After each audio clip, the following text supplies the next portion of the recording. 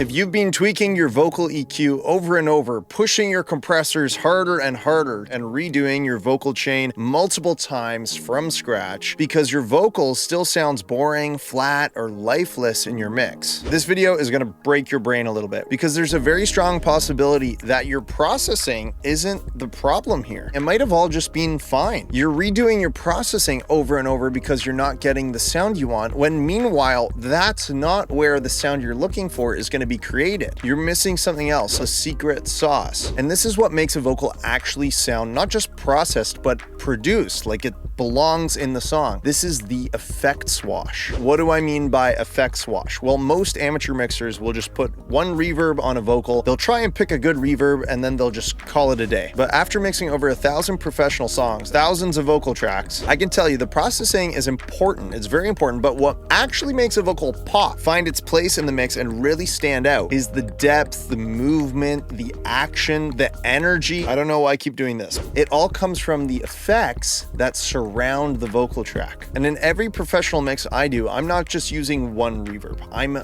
blending multiple effects, usually something like 5 different effects, to create an effects wash that transforms a vocal from a good one or an okay one to a great one, a professional one. So my intention in this video is to show you exactly how to do that so you can finally stop going in circles on your vocal mix and instead start mixing vocals that just feel right, like they belong in the song. I'm going to show you, we're going to do it together, and we're going to have a lot of fun. Let's dive in. So I've got a session here by an awesome alt pop rock group called Beyond Lines. It's called Walk Away. Have a listen to the chorus.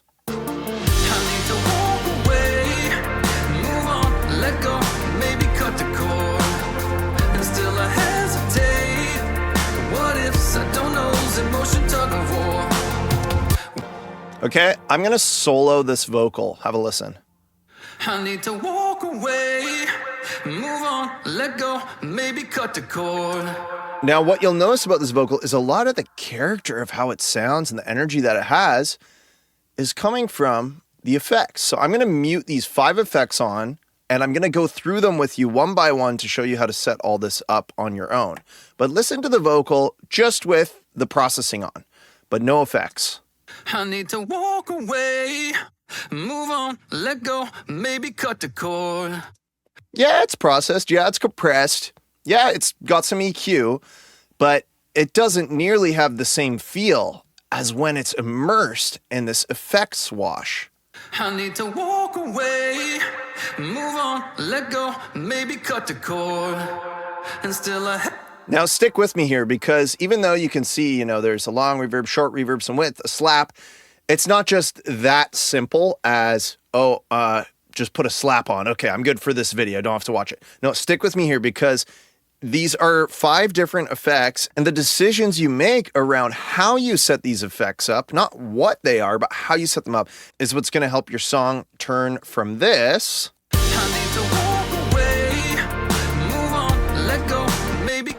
to this.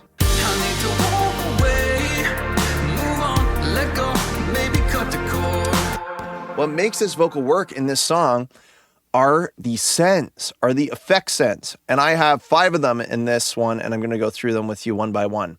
So I will typically create a wash on every single vocal I do that is some sort of version of these. The first one is always width. So here I have a send. It's called Vox wide, or vocal width. This is the same send here. And all I have on there is a little bit of microshift. So we're going to listen to the vocal with this microshift on. So I'm sending at unity gain. If you want to see what my mixer page looks like here. Okay, let's go to the vocal. Here's our lead vocal, right? And it's all coming out of this lead vocal bus, by the way. Both of these are sending here just because I had a little bit of last processing I wanted to do on it. So off of that, I have Vox wide, vocal wide. And all this is adding a little bit of width to the vocal. This helps to make it feel just a little bit bigger in your mix. So here's microshift. Now you don't have to use microshift. You could use something like Waves Doubler. So I want to make sure I take off that direct dry signal in the middle, because on all of these sends here, these aux return tracks that we've created, this is just a send and a return. The plugins are always going to be wet. Notice how this is 100% wet. Notice how on this short reverb, which is a plate, I'll talk about it in a sec, it's completely wet, okay? This is on wet solo. So even though you see that dry wet there, it's actually wet fully, okay? So that's the idea, is we want to keep it on wet. So with doubler, you got to turn off that direct signal. Whichever one you're using, you want it on wet, and you want to be creating width to the vocal. So here's how this sounds. I need to walk away, move on, let go, maybe. Okay, notice how I'm setting the width with unity gain, meaning it's at 0. This is going to be different for width and reverb. It's very important how you do this, so definitely pay attention to that. Width, send at 0. And now I'm going to blend it in here. I need to walk away, move on, let go, maybe cut the cord. Now the trick for setting width is set it to where you can just about hear it and then back it off just a little bit more. So let's do that together. I need to walk away, move on, let go, maybe cut the cord. So I'm just hearing it there on the sides. I need to walk away, move on, let go, maybe. And I've backed it off. So here's without. I need to walk away. And with it on. I need to walk away. So you can barely hear it. It's just a little something happening there. And that's the whole idea, is just a little bit of something. Now let's go to our first reverb, okay? This is going to be a short reverb. And I like to have two of these. I like to have a short and a long. Sometimes I'll have a third one, which is an extra long, which I'll use for throws, or sometimes I have a medium reverb.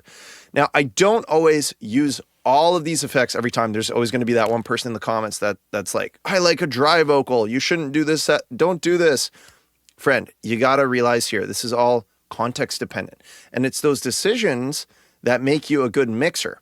So take this information and apply your mixer's intuition to it. If the intro of your song doesn't need all of these effects, keep it more dry. But you need to have them ready in the case you want to use it for a big chorus or a send, or to create like an epic sounding feel, or create a delay throw, which I'll show you in a second. Okay, so let's look at this short reverb. What do I have going on with the short reverb? Well, I created another send called vocal reverb short. Notice how this time I have not sent the send of the vocal reverb short at unity gain, meaning at 0. I actually have it set at 0 on the actual fader. And I'm using the send to blend in the amount. This is what I will really commonly do with reverbs and often delays, is blend it using the send.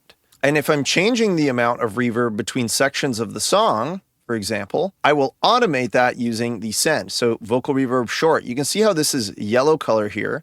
That's because I have automation happening on this track somewhere. I have to go to the right one. There we are. So you can see in this first verse section, I have a bit less of the short reverb. And in the pre, I have a little bit more, and then that more stays on for most of the song until we get to a quieter section later. So what is this short reverb that I have on? Well, let's take a listen to it. I need to walk away, move on, let go, maybe cut the cord. It's just a plate. It's just this UAD pure plate reverb. And you could use any plate or any reverb for that matter, as long as you dial in the settings. Now, the key for a short reverb is you're not going to want it too long. 3 or 4 seconds creates a completely different type of reverb. I need to walk away, move on, let go, maybe cut the cord. Okay, that's way too long. With our short, we want to go closer to maybe 1 second. I need to walk away, move on, let go. See how that just creates this like a little bit of a shorter space? It's not this giant cathedral, giant hall. Obviously, this is a plate, so it's not giving us a hall sound anyways. But it's just like a close echo sound on the voice. I need to walk away. Now, the key with reverbs for me is setting the pre-delay right. This is a big thing that most new mixers are going to overlook, just because it looks like a scary word, like pre-delay, what's that? I'm just going to ignore it or whatever. With pre-delay, when you set it at 0, it's going to start the reverb at the same time that the vocal is occurring. As soon as we turn up pre-delay, we are delaying the time the reverb kicks in. Now, a really good spot for this can be anywhere from like 20, 50, 75. I find that sounds really natural, and it keeps the reverb behind the vocal. If we go at 0, the vocal is going to be in the reverb. Have a listen. I need to walk away, move on, let go, maybe cut the cord. But as soon as I turn that pre-delay up, It's going to set the vocal in front of the reverb, because what our ears hear first is what we perceive as being closer to us, because that's how sound works in nature. I need to walk away, move on, let go, maybe cut the cord. Think of pre-delay as just the delay of the reverb. It kind of sounds like a delay the more we turn it up. So for this short reverb, I like to keep it relatively close to the vocal, but not over top of it. So that's why it's here around 25. And remember, this vocal reverb is set on 100% wet. We're blending in the send as the dry wet. Okay, so the more we automate our send up, when it jumps between sections, the more wet we're getting out of this, okay? This plugin's on wet because the wet solo's on. It's currently ignoring this knob, but essentially what we're doing is it's set on wet. Now, the third effect we have here is vocal reverb long, and you can see again, I have automated this. Automation is such a key part of getting your reverbs right in your vocal mixes, and this is another thing that newer mixers will overlook. They'll just pick one reverb or two reverbs, set their send level, and leave it there for the whole song. This is a giant mistake, and this is where amateur mixes are starting to stick out a lot more. This is what makes it sound like a demo, because the mix doesn't follow the song. So you gotta always automate.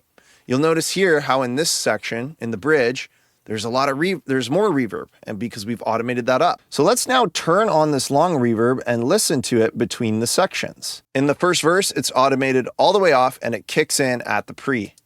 It falls down, hanging me high above the ground. Heartbreak, it's heartbreak. Do you hear that? So that's gonna lift the song in the pre a little bit more, and then it lifts again in the chorus here. I need to walk away. We're adding size. We're pushing the vocal into an environment. We're giving it life. It's giving it a live feel. Whereas the verse, it's feeling more close and intimate. So let's listen in the context of the mix, and then I'm going to show you exactly the settings on this reverb. It falls down, hanging me high above the ground. Heartbreak, it's heartbreak, over and over again. And I can't take the sun setting again. I need to walk away, move on, let go, maybe cut. And what you'll notice there is it was all pretty subtle. It wasn't like a super obvious reverb. And that's because with our long reverbs, I tend to not put them too loud. Sometimes you can do a reverb throw, like a delay throw, which I'll show you in a second, and you might get louder there on certain words. But personally, my general rule of thumb for reverb, and I share this with my mentorship students constantly, it's something we're always coming back to, is that you want to set your reverb where you like the sound of it and then back it off a little bit more, because typically what happens is most mixers getting into mixing have a tendency to mix too wet. So find where your tendency tells you to put it, and then consciously say to yourself, okay, I know as a new mixer, I'm probably going to be mixing a bit too wet. I'm going to back this off a little bit.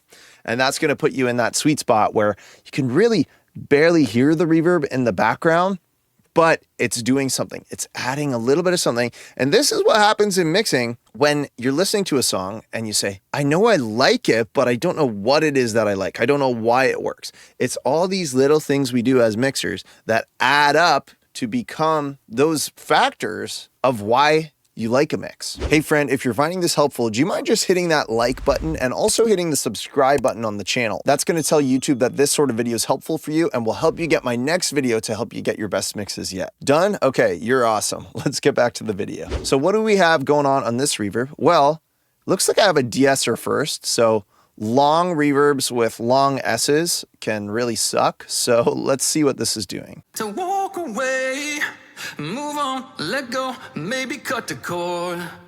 And still I hesitate. What ifs, I don't know's emotion tug of war. Okay, so that's just grabbing some signals of the S's when this vocal's really pushing into the reverb.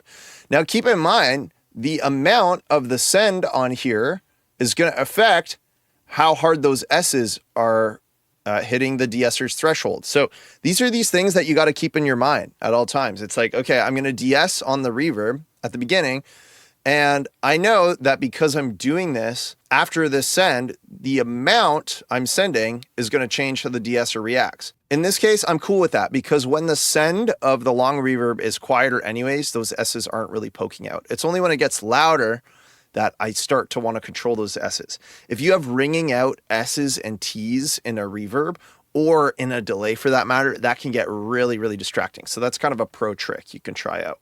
Now, what is my long reverb? Well, it's vintage verb, and it's not even that long, but it's definitely got a big reverb sound because we're in a concert hall.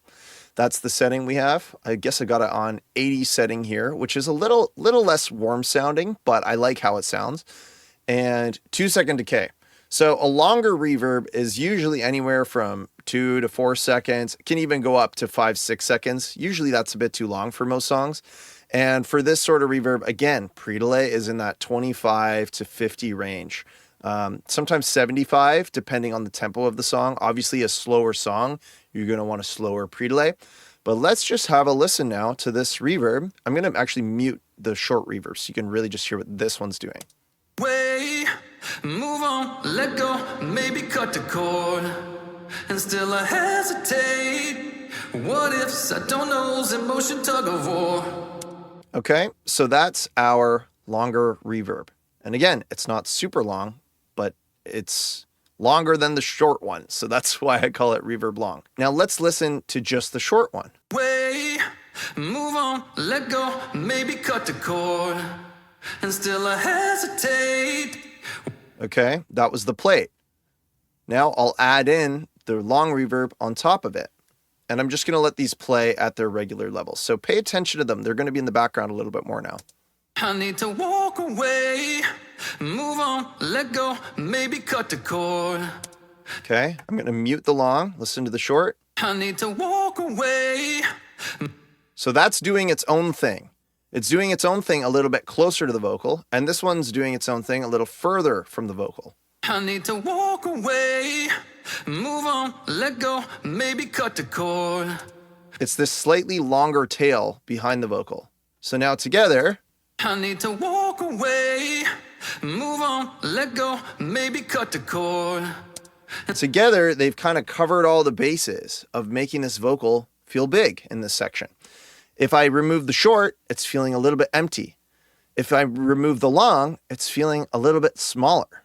So they're each doing their own thing. And this is why we have to add them up. Now, what is the big factor in this song is the vocal slap. This is something that works really well in certain genres of pop, not all pop, certain genres of rock, and definitely like this, it's a popular vintage sound effect. So going back through all sorts of other sounds, but I love to have a little bit of slap in most vocal mixes I'm doing. So let's listen to the slap and what that sounds like. Here's the send. I'm sending it at unity gain, okay?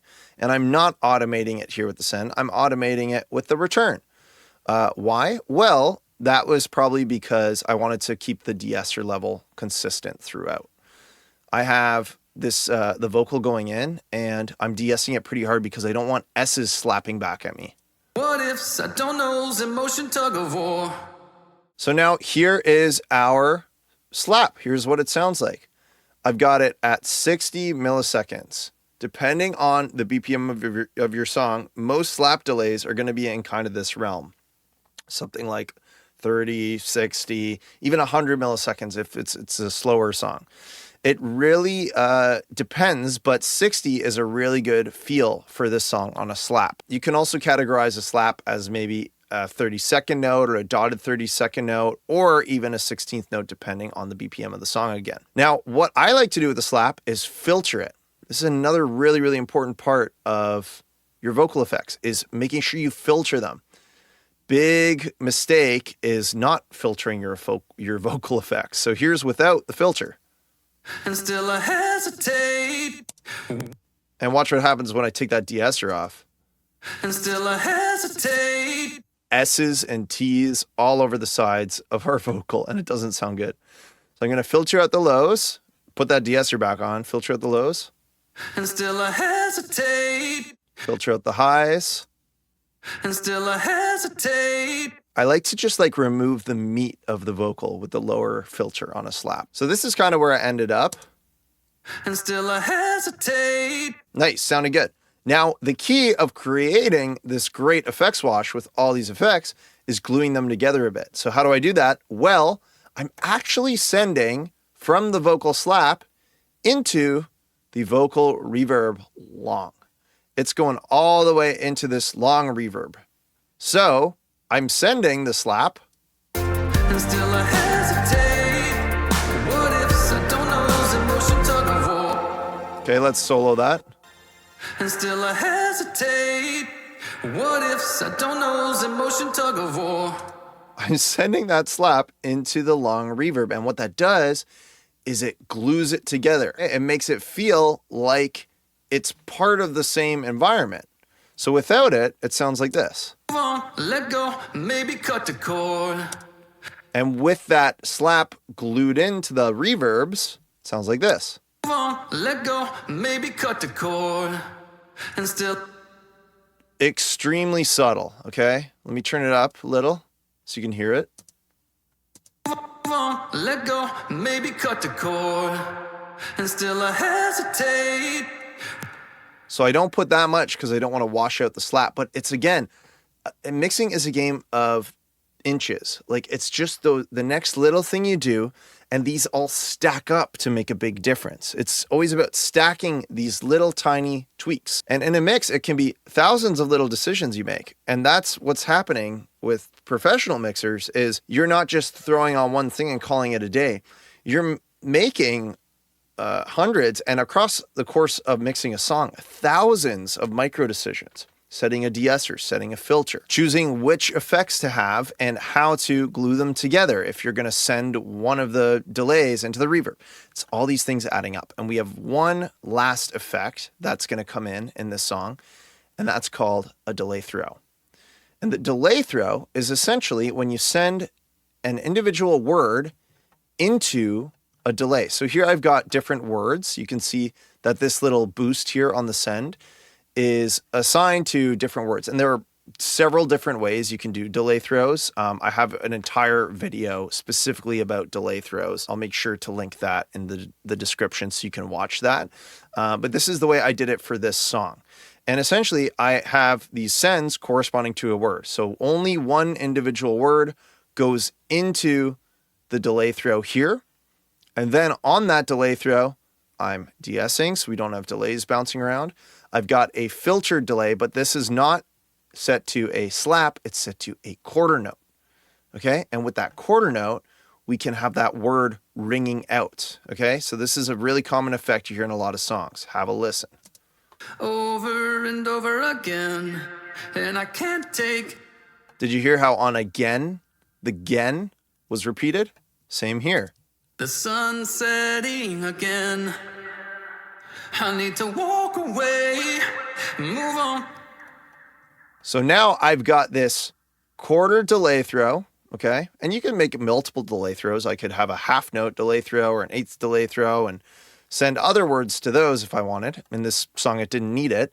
But I've got this delay throw here, filtered, and once again, sending into my short reverb and my long reverb. And I'm sending these at higher levels than I was sending the slap. I'm sending both of these at unity. So here's what that delay throw sounds like without any reverb on it. I need to walk away, move on, let go. Listen for that word way. I need to walk away, move on. It's a dry repetition. Now listen back when I put the reverbs on it. I need to walk away, move on, let go. That delay throw is now wet. It's got reverb on it. Okay? So this is now all glued together, all working together. So what I'm going to do now is turn on each of these effects one by one so you can hear them start kicking into this vocal and see what this wash of effects does together. Let's play it. I need to walk away, move on, let go, maybe cut the cord.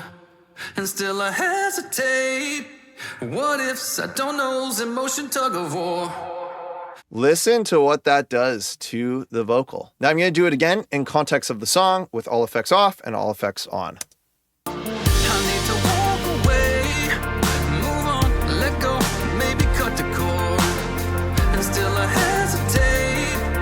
What ifs, I don't know's emotion tug of war. 1 foot in, 1 foot out, back and forth, round and round. Need to walk away,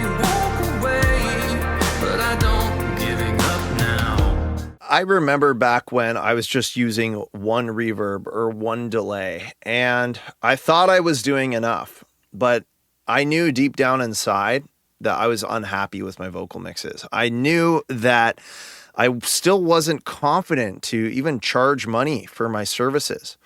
And it's once I realized there's so much more that goes into a good vocal mix than I ever thought. And once I kind of gave myself that reality check that, oh, maybe this is going to be a little more work than I thought. But if I actually am willing to do that work and set all this up and put a lot of care and thought into every single tiny detail in my song, all of a sudden, that's when my mixes got a lot better and I was able to start charging for what I do. And now doing this, 7 years full time, I still mix with that attention to detail on every single song. And I highly recommend you do too. Your mixes are going to thank you for it. Friend, if this video opened your eyes to the real way vocal mixing works, and you're tired of feeling like you're just guessing every time you open up your DAW, then this is just the beginning. Because if you're a self-taught producer, serious about getting your mixes to a professional level, and you're ready to stop relying on cookie cutter tutorials and actually master this craft, then I want to personally invite you to apply for my private mixing mentorship. It's one-on-one, interactive, and completely customized to you. Your tracks, your goals, no more guessing, no more generic advice. You'll work with me personally one-on-one to get your best mixes yet. I've personally coached dozens of self-taught producers just like you through this system, and the results speak for themselves. Way better sounding mixes, faster progress, and a real confidence in your skills. And if you're not absolutely loving it in the first week, you don't pay. There's way more than I can tell you here, but I made a full video explaining everything at the link at the top of the description. So just go click that link to check it out and apply. And hey, if you enjoyed this video, don't forget to subscribe to the channel for more mixing advice like this. And I'll see you next time. If you're looking to take your music to the next level, Alex is 100% the guy to go to. Completely changed the game for my music. Alex has taught me this process. It works every time. It's worth every penny. It really is. Get mentorship off Alex. It will change your mixing perspective forever. You won't regret it. Extremely professional, really quick. Alex is 100% someone I would recommend. Killer. Thank you. This has been twice what I expected for, so thank you so much. If you want to learn mixing skills from somebody who really knows what's going on, can communicate with you, and give you a good blueprint for getting your level like up to a top level, Alex is your man. The most amazing part about working with him is it's a fun and amazing time. He has the ear, he has the gear, he has the skills. I mean, there really is just no better guy to go with. It sounds amazing. It definitely helps that someone was here to tell me what the steps are instead of me trying to go through the 2-hour YouTube video for one step. Super exciting, to be honest. If you are considering having mixing mentorship with Alex Emmerich, please do it. Absolutely amazing. I cannot recommend Alex enough.